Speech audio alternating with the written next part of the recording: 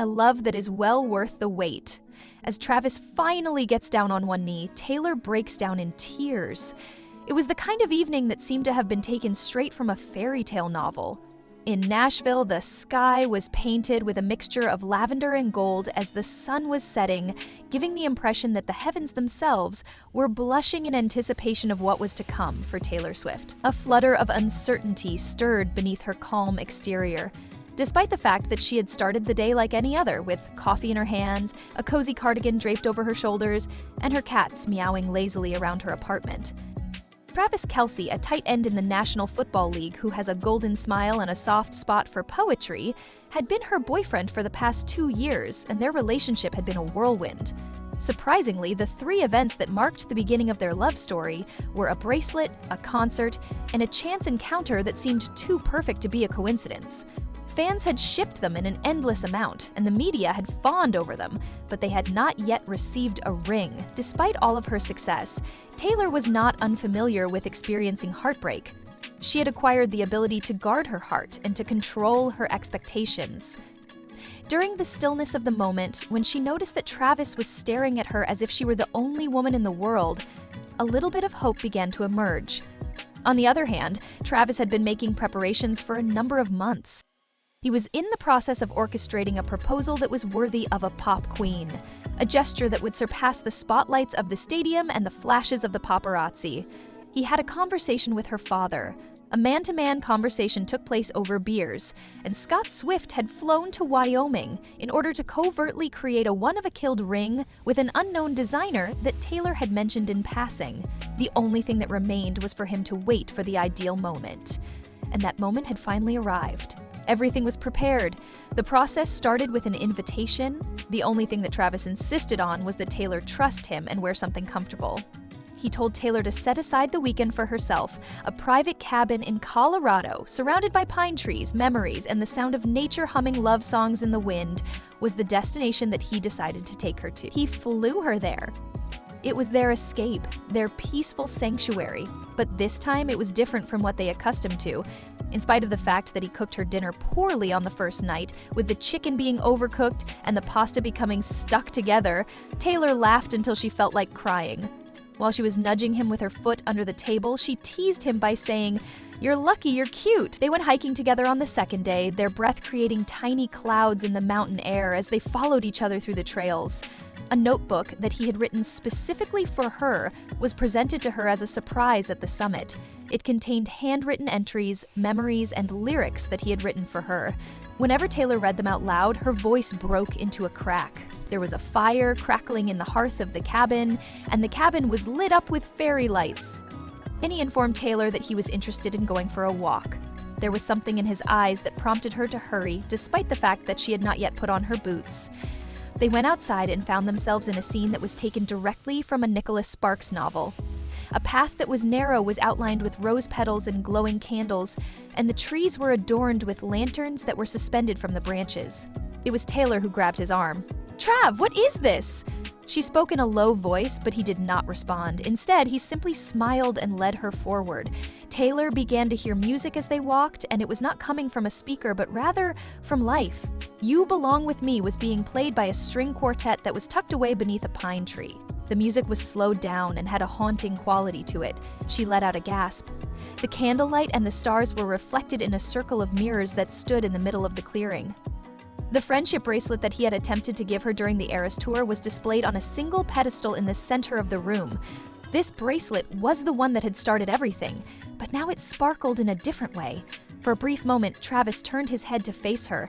The entire world came to a complete halt. "I've spent the majority of my life chasing trophies," he began, his voice low and shaky.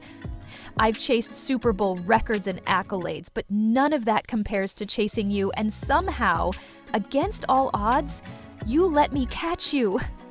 It was already clear that tears were welling up in Taylor's eyes.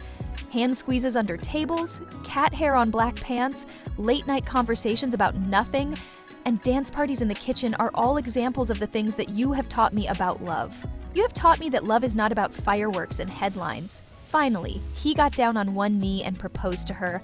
"I want to show up for you for the rest of our lives," he said. "It's about showing up."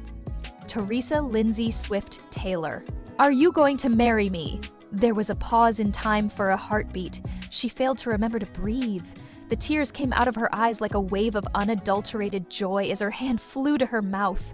She was unable to maintain her standing position, so she knelt down with him, pressing her forehead against his.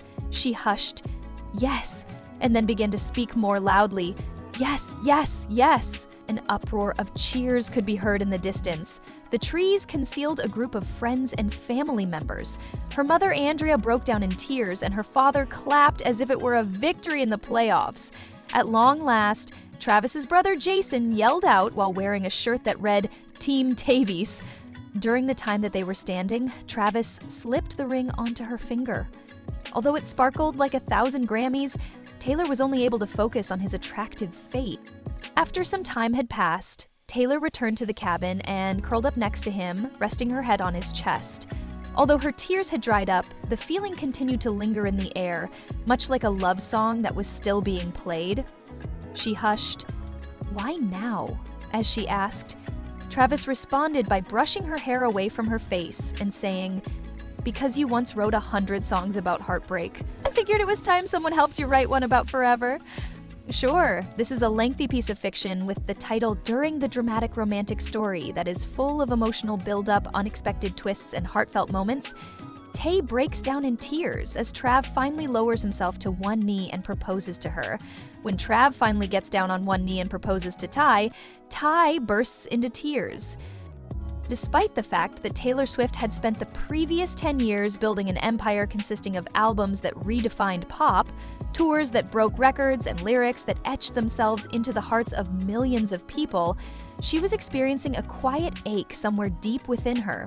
Hidden behind the smiles she wore at award shows and the spotlights that were shining on her at stadium, the love that she had for him had been a labyrinth full of dead ends, detours, and wrong turns, until Travis Kelce, the star tight end for the Kansas City Chiefs, had suddenly appeared in her life in the most unexpected way. He was bold, charming, and completely unafraid of her fame. He stood out from every other man she had ever dated. He did not show any fear in the face of the paparazzi. He did not shy away from the weight that her name carried. He leaned in, he met her intensity with warmth, her skepticism with loyalty, and now his relationship has been going on for almost 2 years. When the couple had their first chance encounter backstage at her concert in Kansas City, they had quickly become the most popular love story in the world. However, Taylor was concerned about whether or not their relationship would be able to endure. A part of her wondered, even though she never said it out loud, whether or not he would really be the one to stay, even though she had learned not to expect fairy tales even when she was writing them for a living. Currently, a covert plan is being developed, however. Taylor was unaware of the fact that Travis had been plotting something for several months, in between his appearances on talk shows and football games. Travis had been working behind the scenes to create the ideal engagement ring, which would be a classic vintage engagement ring with a contemporary twist. Just like Taylor herself, Travis didn't want just any proposal. He wanted magic, he wanted music, and he wanted her to feel it. He flew to New York in disguise just to meet with a private jeweler who swore confidentiality with the same fervor as he did team loyalty.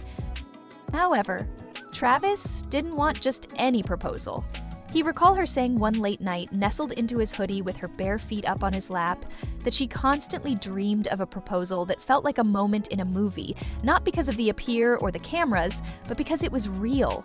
So he waited patiently by means of the year as the tour encore through the paparazzi madness, through the power source whirlwind of awards season until he found the perfect date. The build-up is said to be Taylor's lucky number, which is April 13th. There was no way for Taylor to know what the day would bring.